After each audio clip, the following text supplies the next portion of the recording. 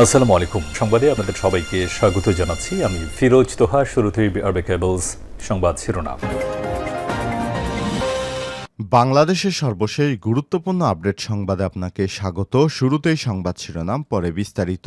শুরুতেই জানিয়ে দিব, সীমান্তে যুবককে গুলি করে মরদেহ নিয়ে গেল ভারতের বিএসএফ। কুমিল্লা সীমান্তে কামাল হোসেন ৩২ নামে এক বাংলাদেশি যুবককে গুলি করে হত্যার পর তার মরদেহ নিয়ে গেছে ভারতীয় সীমান্তিরক্ষী বাহিনী বিএসএফ। গতরাত ৮টার দিকে কুমিল্লার সদর দক্ষিণ উপজেলার পাহাড়পুর সীমান্তে এই দুর্ঘটনা ঘটে। নিহত কামাল ওই উপজেলার পূর্ব জোরকানন ইউনিয়নের কুরিয়াপাড়া গ্রামের ইদু মিয়ার ছেলে। এরপর জানিয়ে দিব, মধ্যরাতে জাতীয় পার্টিকে নিয়ে সার্জিসের স্ট্যাটাস।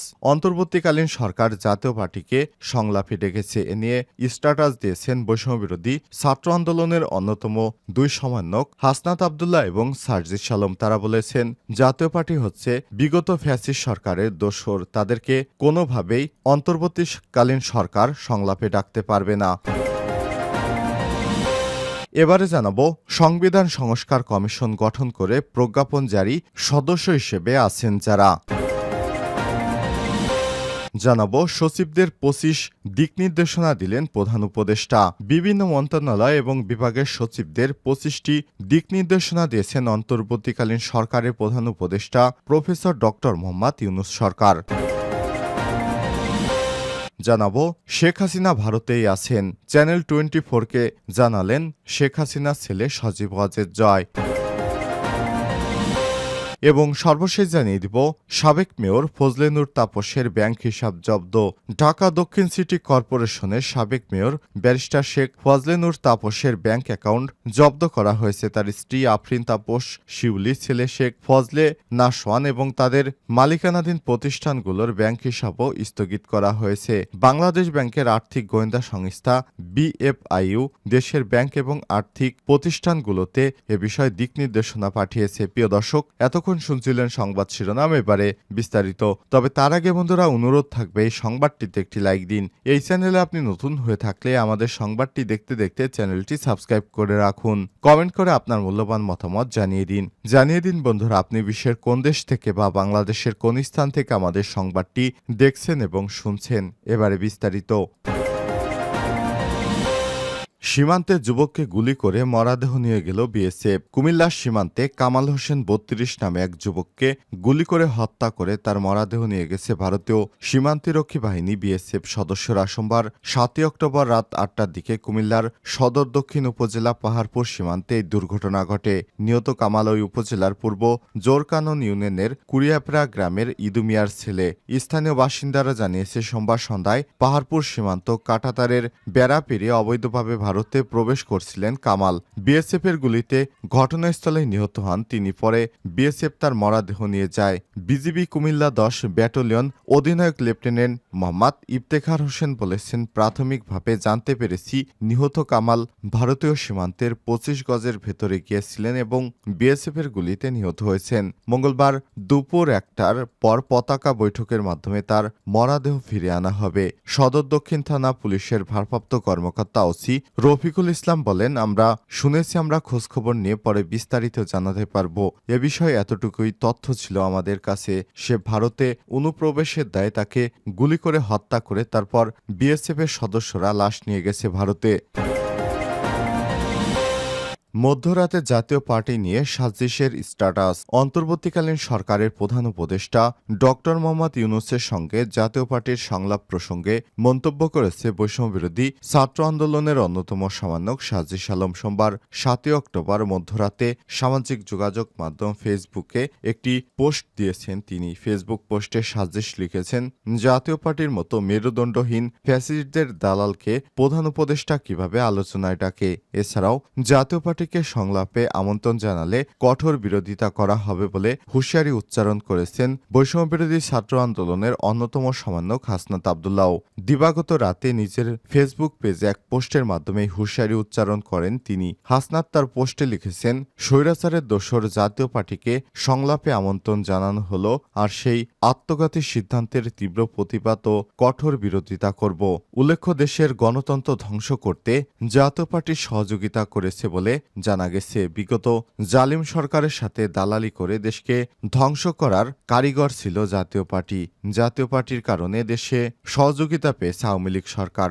বিগত নির্বাচনে জাতীয় পার্টি সবসময় আওয়ামী লীগকে নামে মাত্র বিরোধী দল থেকে তারপর তাদেরকে নির্বাচনে জেতার সুযোগ করে দিয়েছে। তাই এই দালাল দলকে প্রতিহত করুন। সংবিধান সংস্কার কমিশন গঠন করে প্রজ্ঞাপন জারি হিসেবে আছেন যারা অধ্যাপক আলী রিয়াজকে প্রধান করে আনুষ্ঠানিকভাবে সংবিধান সংস্কার কমিশন গঠনের প্রজ্ঞাপন জারি করেছে মন্ত্রিপরিষদ সচিব। এর মধ্য দিয়ে প্রধান উপদেষ্টা ঘোষিত ৬টি কমিশন গঠন করে এর আনুষ্ঠানিক যাত্রা শুরু হলো। অর্থাৎ আজ থেকে প্রধান উপদেষ্টা পুরোদমে সরকার পরিচালনা শুরু করলেন। সোমবার ৭ই অক্টোবর সংবিধান সংস্কার কমিশন গঠন করা হয়েছে। এরপর সংবিধান সংস্কার কমিশন গঠন করে প্রজ্ঞাপন জারি করা হয়। সংবিধান সংস্কার কমিশনের প্রধান অধ্যাপক আলী রিয়াজের সঙ্গে তার ৮ জন সদস্য হিসেবে আছেন ঢাকা বিশ্ববিদ্যালয় আইন বিভাগের অধ্যাপক সুমাইয়া খায়ের, অধ্যাপক মোহাম্মদ ইকরামুল হক, ব্যারিস্টার ইমরান সিদ্দিকী, সুপ্রিম কোর্টের আইনজীবী শরীফ ভূঁইয়া, ব্যারিস্টার এম.এ মঈন আলম ফিরোজী, লেখক ফিরোজ আহমেদ, লেখক মানবাধিকার কর্মী মোহাম্মদ মুস্তাইন বিল্লাহ ও শিক্ষার্থী প্রতিনিধি হিসেবে আছেন মোহাম্মদ মাহফুজ আলম। এই কমিশন ৯০ দিনের মধ্যে প্রতিবেদন তৈরি করে প্রধান উপদেষ্টার কাছে জমা দেবে। প্রজ্ঞাপনে বলা হয়েছে কমিশনের কার্যালয় সরকার নির্ধারণ করবে। কমিশনের প্রধান এবং সদস্যরা সরকার নির্ধারিত সরকারি পদমর্যাদা, বেতন বা সম্মানীয় সুযোগ সুবিধা পাবেন। তবে কেউ অবৈতনিক হিসেবে দায়িত্ব পালন করতে চাইলে বা সুযোগ সুবিধা গ্রহণ করতে না চাইলে তা প্রধান উপদেষ্টা অনুমোদন করতে পারবেন এবং লেজিসলেটিভ ও সংসদ বিষয়ক বিভাগ এই কমিশনকে সাচিবিক সহায়তা দেবে। এর আগে গত ১১ই সেপ্টেম্বর জাতির উদ্দেশ্যে ভাষণে প্রধান উপদেষ্টা ডক্টর মোহাম্মদ ইউনূস নির্বাচন ব্যবস্থা, পুলিশ, বিচার বিভাগ, জনপ্রশাসন, সংবিধান, দুর্নীতি দমন বিষয়ে সংস্কারের জন্য ৬টি কমিশন নিয়ে গঠনের কথা বলেন। পরে গত বৃহস্পতিবার সংবিধানে সংস্করণ কমিশন বাদে বাকি ৫টি কমিশন গঠন করে প্রজ্ঞাপন জারি করে। এর মধ্য দিয়ে নির্বাচন ব্যবস্থা সংস্কার কমিশনের প্রধান বদিউল আলম মজুমদার, পুলিশ সংস্কার কমিশনের প্রধান সরফরাজ হোসেন, বিচার বিভাগ সংস্কার কমিশনের প্রধান হিসেবে বিচারপতি শাহ আবু নাইম মমিনুর রহমান, দুর্নীতি দমন কমিশনের প্রধান ইফতেখারুজ্জামান, জনপ্রশাসনের সংস্কার কমিশনের প্রধান হিসেবে দায়িত্ব পালন করছেন আব্দুল মুইত চৌধুরী। সচিবদের ২৫ নির্দেশনা প্রধান উপদেষ্টার। বিভিন্ন মন্ত্রণালয় এবং বিভাগের সচিবদের ২৫টি নির্দেশনা দিয়েছেন অন্তর্বর্তীকালীন সরকারের প্রধান উপদেষ্টা প্রফেসর ডক্টর মোহাম্মদ ইউনূস। প্রধান উপদেষ্টার দেয়া এসব নির্দেশনা মন্ত্রিপরিষদ বিভাগ থেকে সচিব ও সিনিয়র সচিবদের কাছে পাঠানো হয়েছে। প্রধান উপদেষ্টার সভাপতিত্বে গত ৪ই সেপ্টেম্বর সচিব সভা অনুষ্ঠিত হয়। সভায় তিনি সিনিয়র সচিবদের উদ্দেশ্যে এই দিক নির্দেশনা দিয়েছেন। এর মধ্যে কিছু দিক নির্দেশনা হল ছাত্র জনতার অভ্যুত্থানে সৃষ্ট নতুন বাংলাদেশকে এগিয়ে নেওয়ার জন্য সরকারের সব পর্যায়ে সংস্কার কর্মসূচি গ্রহণ এবং বাস্তবায়নে প্রধান উপদেষ্টার দেয়া মার্চিং অর্ডার অনুসরণ করতে হবে। ২. সৃষ্টশীল নাগরিক বান্ধব মানসিকতা নিয়ে প্রতিটি মন্ত্রণালয় বিভাগকে জরুরি ভিত্তিতে প্রয়োজনীয় সংস্কার পরিকল্পনা, একই সঙ্গে স্বল্প, মধ্য ও দীর্ঘমেয়াদী সংস্কার কর্মসূচি বাস্তবায়নের জন্য সময় কর্মপরিকল্পনা প্রণয়ন এবং বাস্তবায়ন করতে হবে। সংস্কার কর্মসূচি প্রণয়নে প্রয়োজন অনুযায়ী সংশ্লিষ্টদের সঙ্গে আলোচনা করে তাদের মতামত নিতে হবে। বিবেক ও ন্যায়বোধ উজ্জীবিত করে সবাইকে স্ব ক্ষেত্রে সততা, নিষ্ঠা ও জবাবদিহিতা নিশ্চিত করতে হবে। নতুন বাংলাদেশ গড়ার জন্য গদবাঁধা চিন্তাভাবনা থেকে বেরিয়ে এসে চিন্তা সংস্কার করতে হবে। দুর্নীতি মূলোৎপাটন করে সেবা সহজীকরণের মাধ্যমে জনগণকে সর্বোচ্চ সন্তুষ্টি দিয়ে তাদের সহায়তা করতে হবে। বাজেটে স্বচ্ছতা এবং জবাবদিহিতা পেশ করতে হবে। সরকারি ক্রয়ে যথার্থ সহযোগিতা নিশ্চিত করতে হবে। স্বচ্ছতা, জবাবদিহিতা নিশ্চিত করে প্রতিবন্ধকতা দূর করতে হবে। ৯. বাংলাদেশকে নিয়ে বিশ্বব্যাপী যে আগ্রহ, ইতিবাচক ধারণা তৈরি হয়েছে, দেশের সাথে তা সর্বোত্তম উপায়ে কাজে লাগাতে হবে। ১০.